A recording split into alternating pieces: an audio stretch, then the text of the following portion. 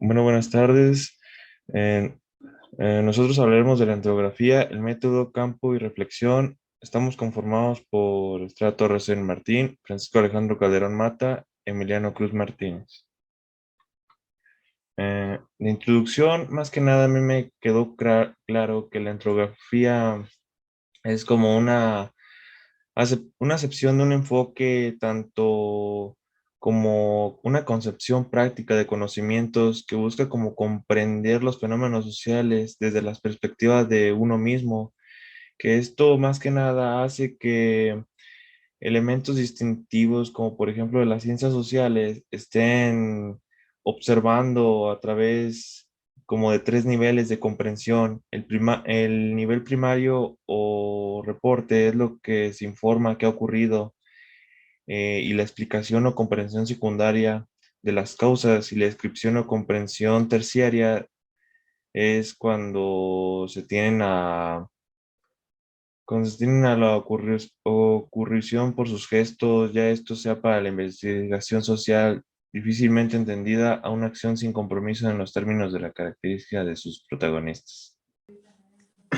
Bueno, en mi manera personal, la etnografía yo la comprendí como una manera de estudio más práctica y un poco más enfocada, en la cual no nos concentraríamos tanto en una sola persona, sino en, por ejemplo, su grupo, a lo que pertenece, por ejemplo, en las maneras en cómo un grupo desde a partir de 10 o más individuos pueden hacer una acción o pueden tener una cierta creencia o pueden tener un cierto fanatismo dependiendo de la naturaleza en la cual nos estemos enfocando y qué queramos estudiar de ellos. Y bien, una investigación, bueno, de etnografía, este, es una herramienta que nos conlleva a un tiempo indefinido. Ya pueden ser tanto 2 semanas como varios años para poder lograr entender cómo es el comportamiento del consumidor o en este caso a las personas que estamos investigando. Estamos tratando de obtener información que nos sea de utilidad para la propuesta del producto que vayamos a tener, ya sea si les interese, no les interese, cómo se comportan, cómo se expresan ante tal producto y si lo comprarían o no.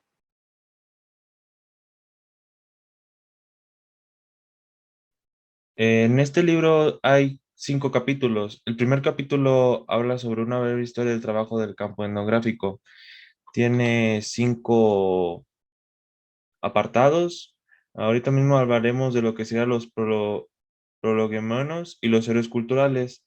Pues para mí los prolegómenos más que nada es, por ejemplo, desde el siglo, si mal no recuerdo, es 15, con la expansión imperial europea y la inversión de la imprenta, la novedad de las distintas formas de vida humana que circulaban en libros que consumían la sociedad.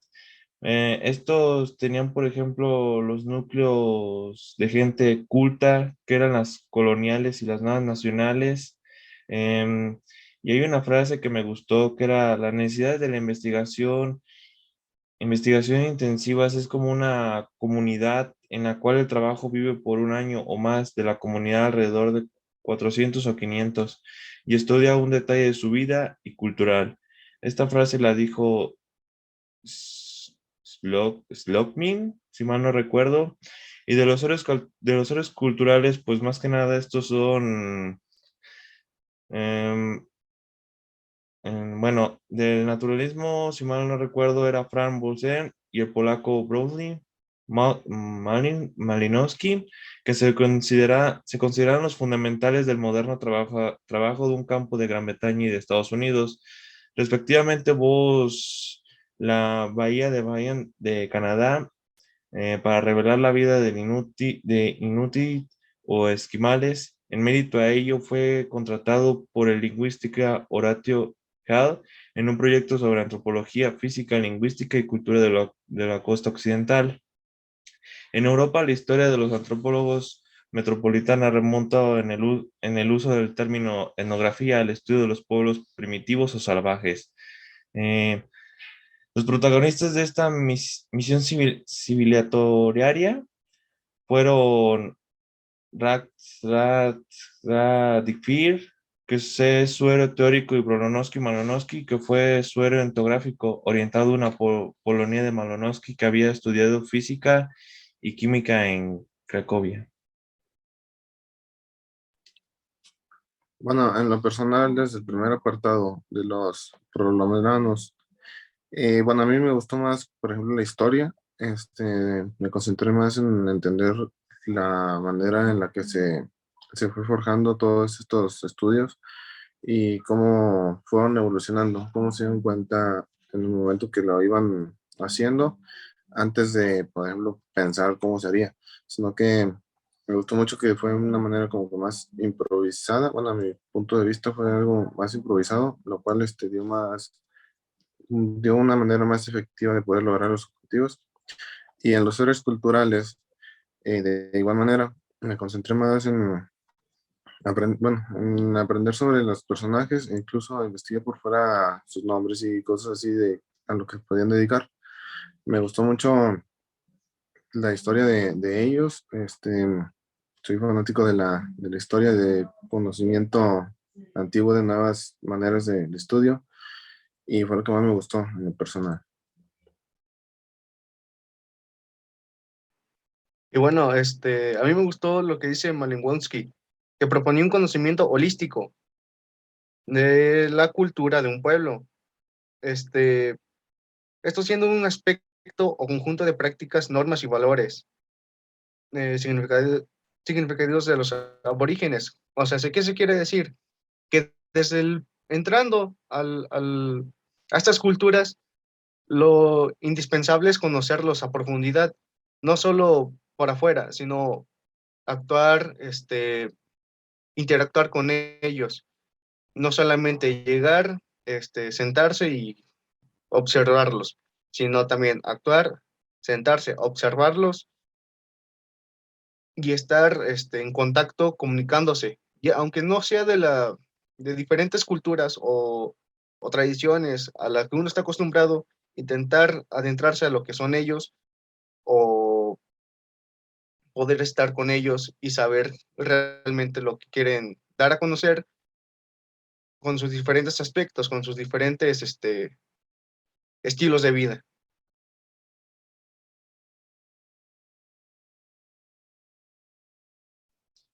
En estos dos apartados también se habla más que nada que para reconstruir el esqueleto de la sociedad.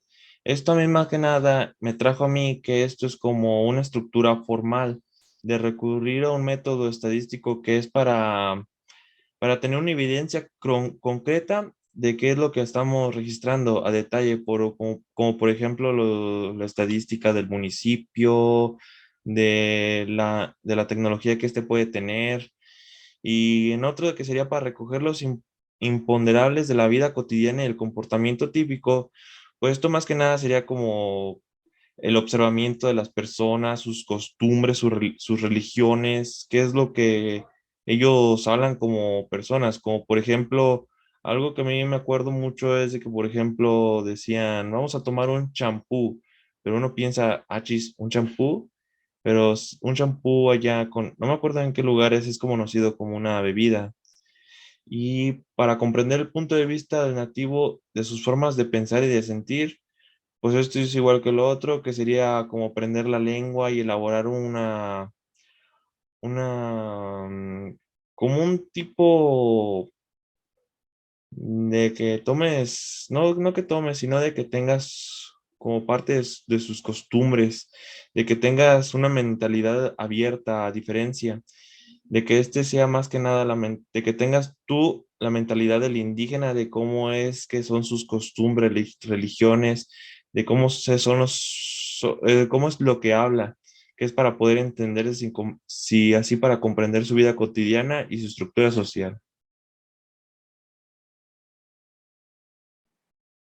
Por ejemplo, en el tercer punto, no necesariamente tiene que ser un indígena.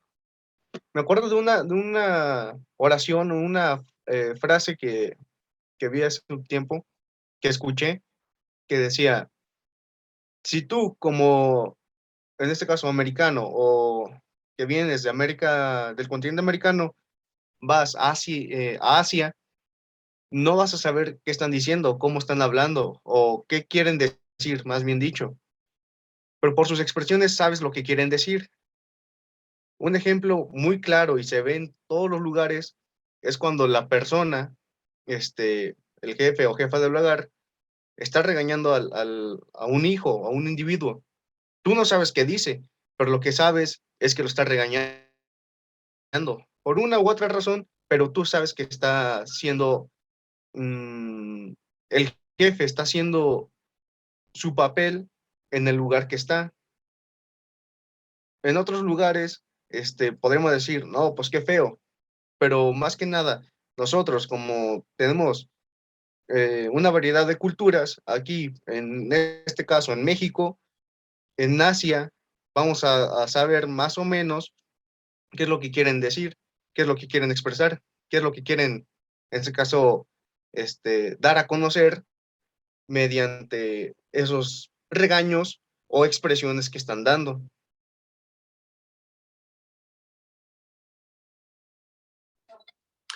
Bueno, otra manera de comprender estos temas es, por ejemplo, cuando llegamos a un lugar nuevo, una ciudad nueva.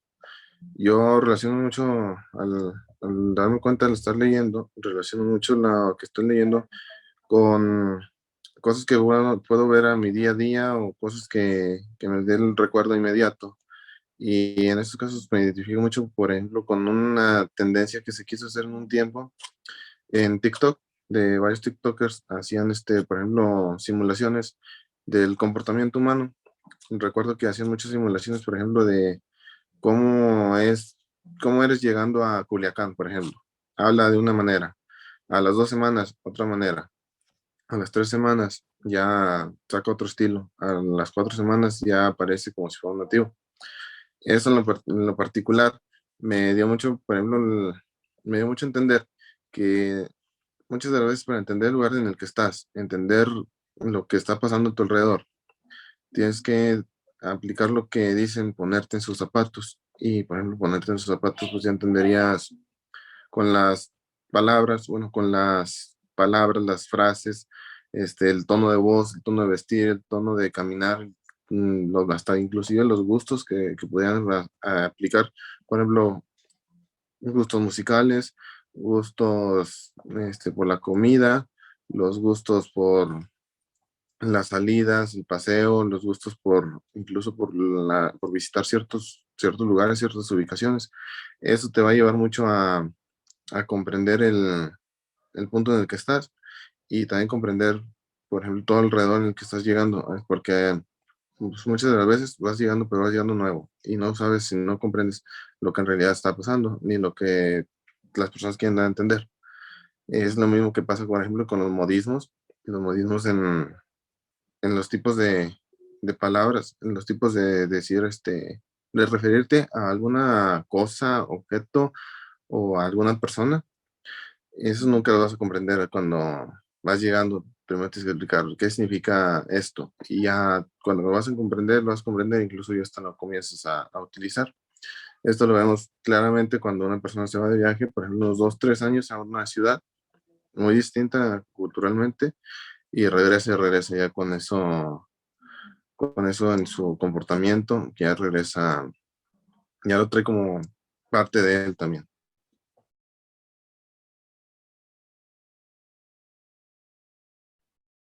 Bueno, ahora seguiría la entografía antropolijana y la sociología de los Estados Unidos. A mí más que nada me quedó muy en claro que esto sería la recolección de datos que se hacía sin intermediarios, en modo que la premisa de Malinowski no se vio como una gran novedad en los Estados Unidos, que esa orientación obedecía además de la naturaleza pragma- pragmativa de vida norteamericana en el siglo XXI y que la investigación se concentraba en los temas acotados y en el ente si seguía siendo textual y el exotismo de la Navidad, pues esto fue como una como una publicación del diario de Malinowski en 1967 que desató una problemática acerca de la trastienda etnográfica. El diario relatizaba la posición ideal de la etnografía, de su respeto aceptivo por otras culturas y el efectivo con otros blancos y el espíritu puramentado científico que guiaba los pensamientos de la investigación.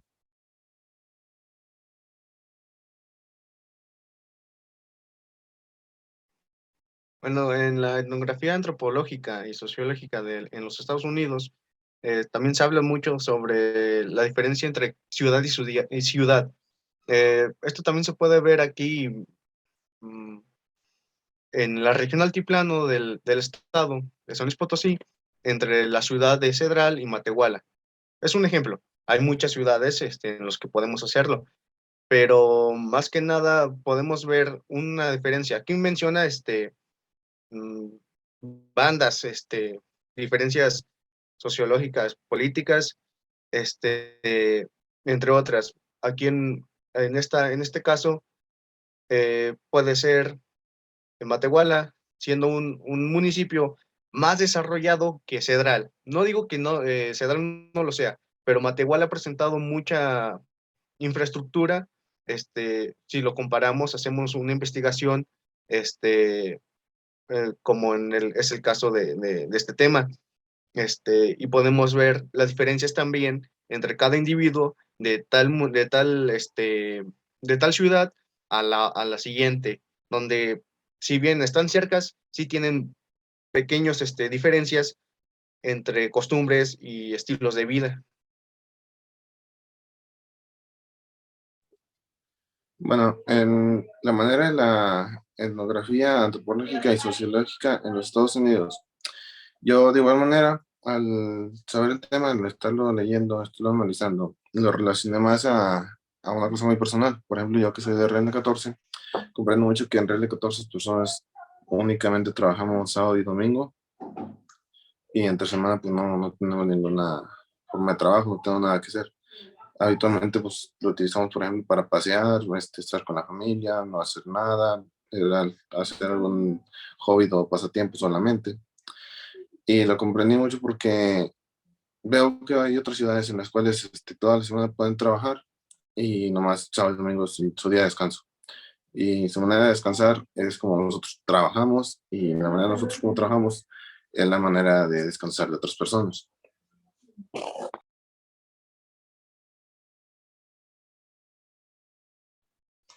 Capítulo 2. El trabajo del campo, un marco de reflexión para la interpretación de las técnicas.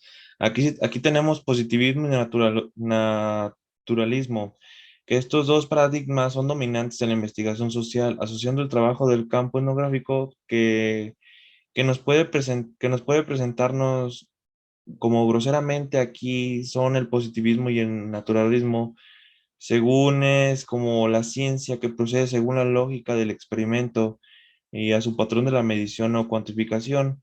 En el descubrimiento de la metodología de su flexibilidad, esto más que nada es como el mundo social que nos reproduce por las normas interlineadas como sugiere, si mal no recuerdo, Talcott, en situaciones de intersección donde los acortes lejos de ser menos reproductores de las leyes preestablecidas.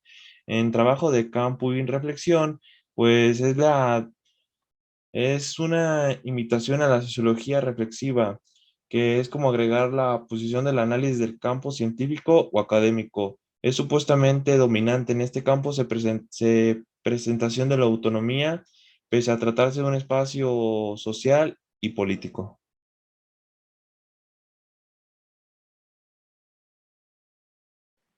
En estos casos, bueno, para mí el naturalismo, según lo entendí, tiene sus limitaciones. Creo, si no mal recuerdo, que el naturalismo, su limitación es que tienes que ser natural, tienes que ser, expresarte o intentar expresarte de la manera más, más normal que se pueda hacer, a diferencia del positivismo.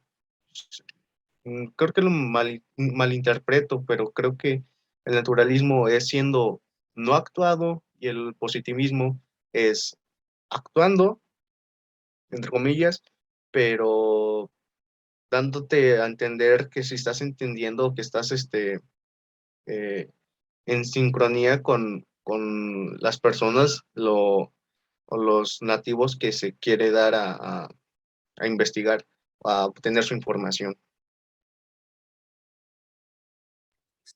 Bueno, de estos apartados en lo particular, el que me gustaría mucho sería, por ejemplo, el trabajo de campo y la reflexibilidad. Yo en lo personal me gustaría mucho hacer trabajo de campo de esta disciplina de la etnografía, porque me gusta investigar y me gusta conocer nuevas maneras de vivir y nuevas maneras de ciertas sociedades. En lo personal, si alguno me llega a gustar demasiado, sí estaría hasta dispuesto a querer pertenecer a ese tipo de grupos. Pero si no me gustan, pues en realidad no. Solamente me gustaría analizarlo, conocer por qué hacen eso, por qué les gusta y qué es lo que nos da su cierta particularidad para ser identificados de esa manera.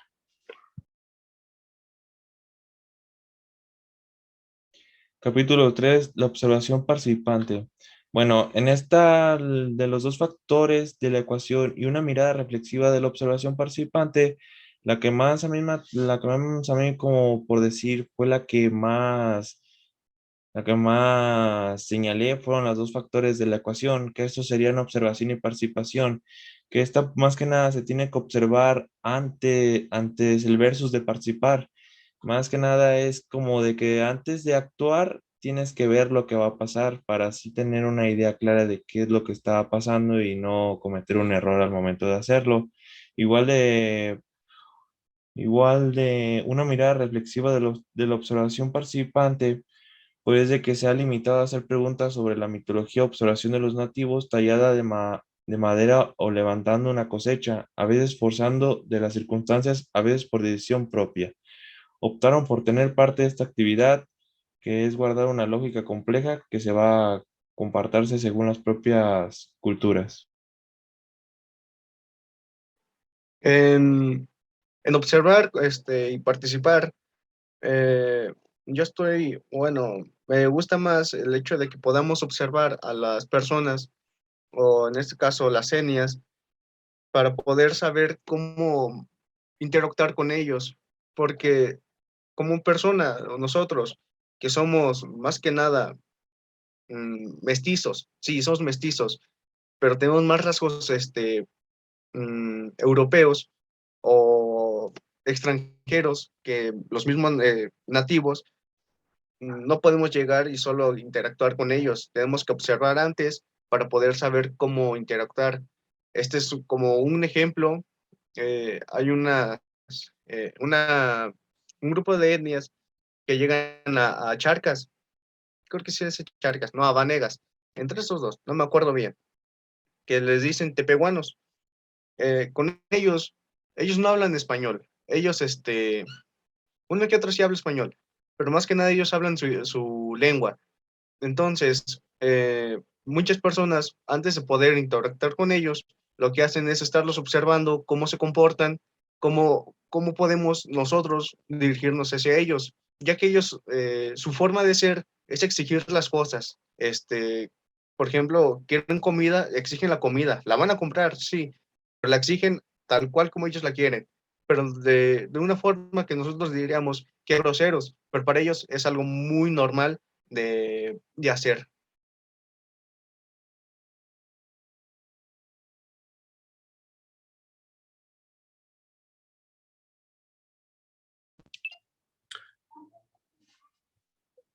Bueno, en lo personal, los dos factores de la educación.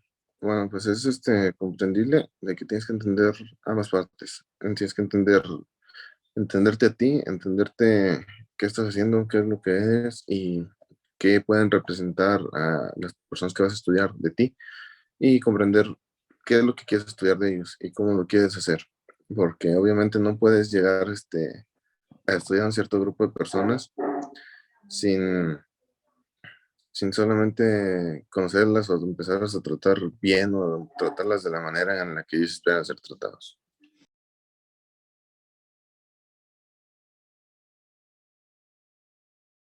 Capítulo 4, la entrevista de la etnografía, el arte de la directiva. Este tiene, bueno, tiene 5 apartados, pero hablaremos solo de dos que fueron los que a nosotros la mayor, bueno, de nosotros los tres fueron los que más nos atrajeron, que sería dos miradas sobre la entrevista y límite y supuesta de la no directiva. Esto más que nada es que la entrevista sirve para obtener datos que dan acceso a hechos del mundo. La entrevista habla del mundo externo, por lo tanto las respuestas de los informantes cobran sentido por sus correspondencias con la realidad ficticia que uno está dando. Y estos tienen un limitante ya que ciertos enfoques de la no directiva se fundamentan en el supuesto del hombre invisible, como si no participara con una cuestión o pregunta preestablecida, favorecida a la expresión de la temática.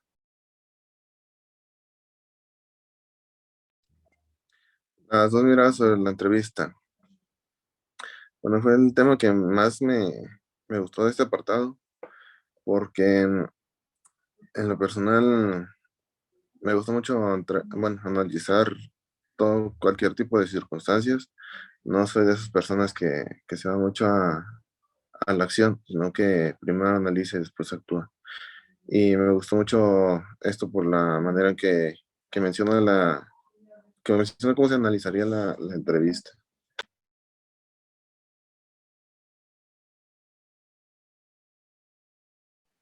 Eh, en los límites y supuestos de la no directividad, me llama la atención que habla sobre ganar la confianza. ¿A qué me refiero con ello? A que se busca obtener mm, la forma más emotiva, la forma más, mm, más honesta de lo que se vaya a obtener del individuo. No siendo, como dicen, no tan directos en cuestión de la entrevista, sino haciéndolos, que ellos mismos se den a expresar, no estarlos presionando de otra u otra forma, sino que estar interactuando, conviviendo con ellos, ganar su confianza y que ellos puedan enriquecernos con información que podemos usar nosotros a nuestro favor para cualquier otra situación.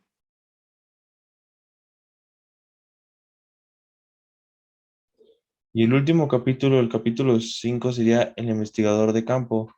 De estos nomás escogimos igual dos de los que fueron de los que más nos atrajeron, que sería un incidente del campo y la persona del investigador. Un incidente sería, por ejemplo, que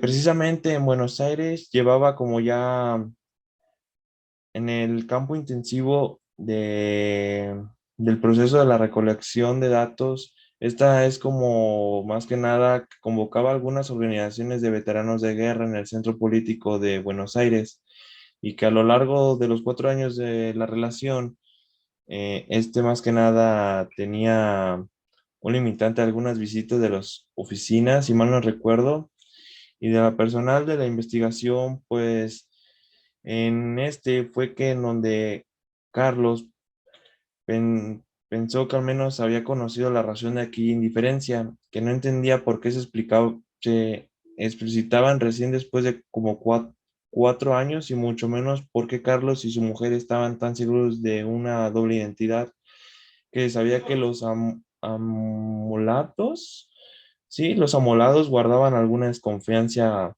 hacia él mismo. Hay también otro apartado, que aparte de estos dos, me gusta mucho el de emociones. ¿Por qué el de emociones? Porque cuando estás haciendo una entrevista, una investigación, las emociones siempre se dan a conocer. Este, de una forma u otra, en cualquier situación, tus emociones siempre se expresan, siempre salen a la luz, ya sean con entonaciones en la voz o con entonaciones, con la voz. De diferente forma podemos dar a entender lo que nos está pasando por la cabeza. También puede ser mediante ademanes que podemos estar haciendo una interpretación de algo que nosotros sentimos o dando a entender con gestos u otra, o de una forma diferente. Podemos estar con la pierna justamente moviéndola porque nos sentimos, no sé, presionados, nos sentimos cansados, frustrados. Eh, de una u otra forma, la emoción puede ser la ira, la felicidad, la tristeza, siempre van a aparecer y siempre va a ser un punto clave para lo que queremos obtener de esa persona. También lo personal de este apartado, también el que más me gustó, bueno, me interesó, fue el de un incidente de campo, ya que, bueno, el incidente de campo es una cosa que tienes que cuidar mucho, tienes que defenderte de que no vayas a cometer errores, de que, bueno, errores siempre se pueden cometer porque sabemos que somos humanos, pero lo personal es de que tienes que saber más o menos cómo evitarlos, cómo evitar que esto suceda. Tienes que manejar el tema de lo más, bueno, con el más cuidado posible.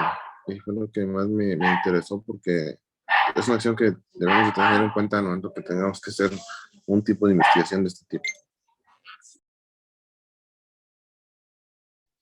Y bueno, eso sería todo de nuestra parte. Muchas gracias por habernos escuchado y visto. Nos veremos en la siguiente. Adiós.